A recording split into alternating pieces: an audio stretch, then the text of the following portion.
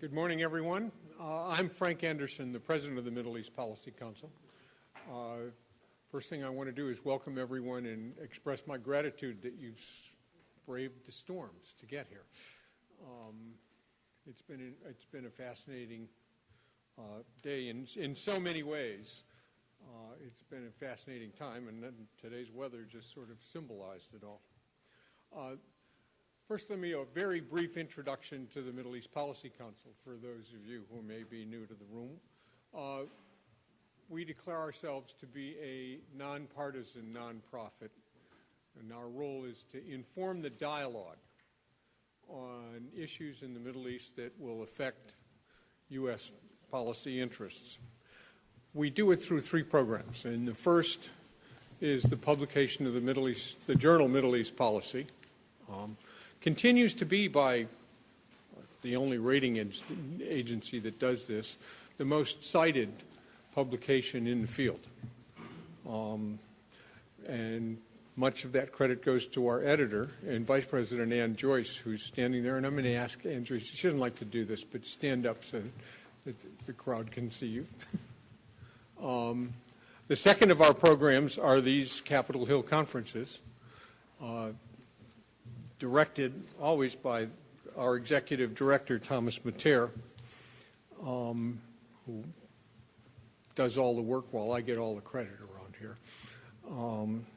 The third of our programs is an educational outreach program. We conduct 50 teacher workshops around the country, teaching teachers in ways that enable and excite them to teach about the geography, the geology, the history, and the politics of the region.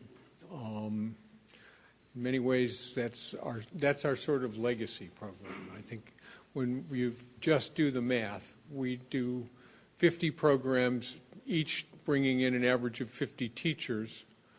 It's 2,500 teachers, and because those teachers are junior high school and high school teachers, they're not the kind that only have one classroom.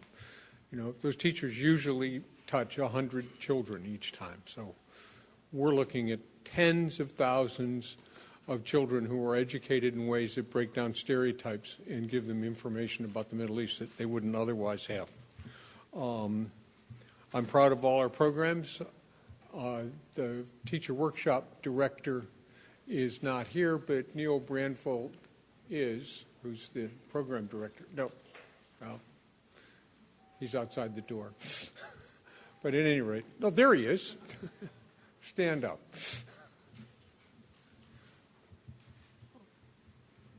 Those are the three legs of our stool.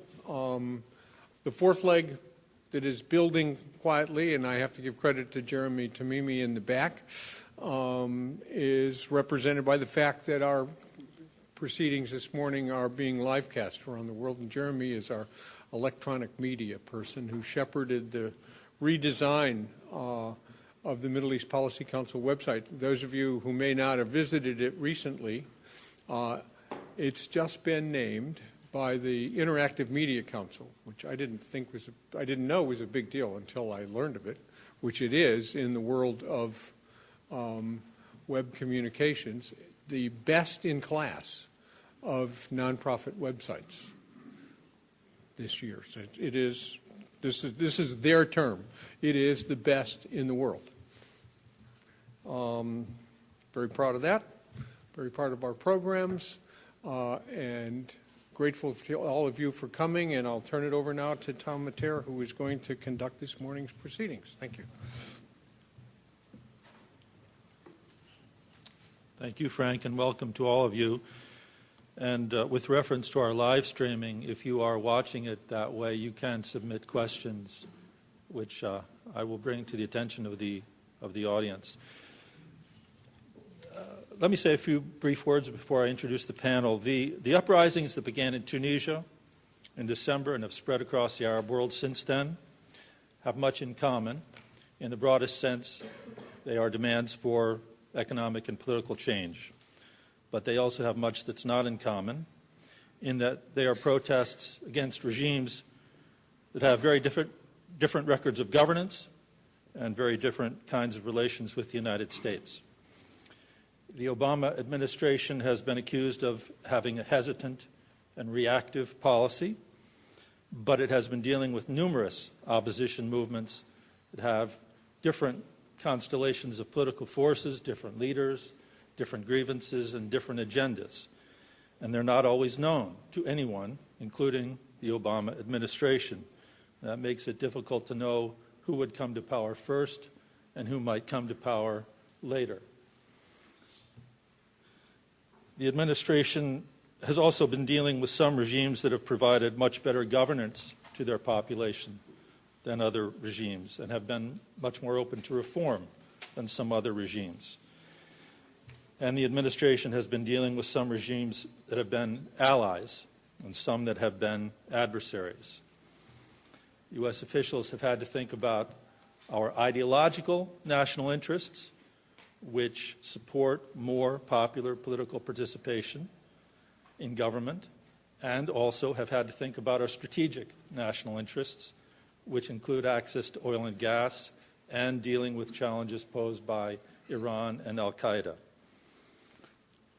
and coping with these in situations that are not identical. So it may not be very surprising that the administration, which already had a reputation for pragmatism in foreign policy, has not responded in identical ways to each situation. Having said that, however, it's fair to ask whether its policy choices in different countries have been the best choices it could have made. Should the United States be more supportive of opposition movements in particular countries? Should the United States be more sympathetic to what's being called, not entirely accurately, counter-revolution? Those are some of the questions we will have to think about today, and we have a panel that can do it very well. You have an extensive bio of each of these speakers on the back of your invitation, and I can't do as much justice to them in 2 minutes as you'll find in the invitation, but our first speaker will be Anthony Cordesman, who is the Arleigh Burke Chair in Strategy at the Center for Strategic and International Studies, one of the country's foremost authorities on Saudi Arabia and the Gulf and U.S. strategic interests there, and in fact, in 2010 published Saudi Arabia, National Security in a Troubled Region. That was published by CSIS.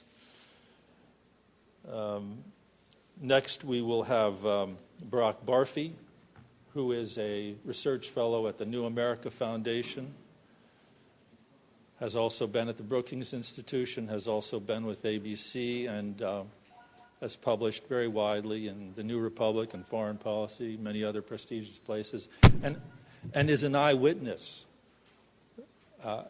to what has been happening in Egypt, Bahrain, and Libya. And also, I don't know the last time he went to Libya, but has been on the ground in Yemen, but has been on the ground in Yemen often. And then I think we will ask Karim Mezran to speak third. He is the director of the Center for American Studies in Rome. He has published widely in both Italian and English. And I think that having already listened to him in my office a day or two ago, he has some insights into Libya and European policy that probably couldn't be shared by anybody else in Washington. And then our final speaker will be Professor Bassam Haddad of George Mason University, who is also an award-winning filmmaker and the editor of the Middle East Report, and has a new book coming out with Stanford University Press this year, and it is called The Political Economy of Regime Security, State Business Networks in Syria. So this is a good panel, and again, I welcome you. And Tony, would you please come to the podium?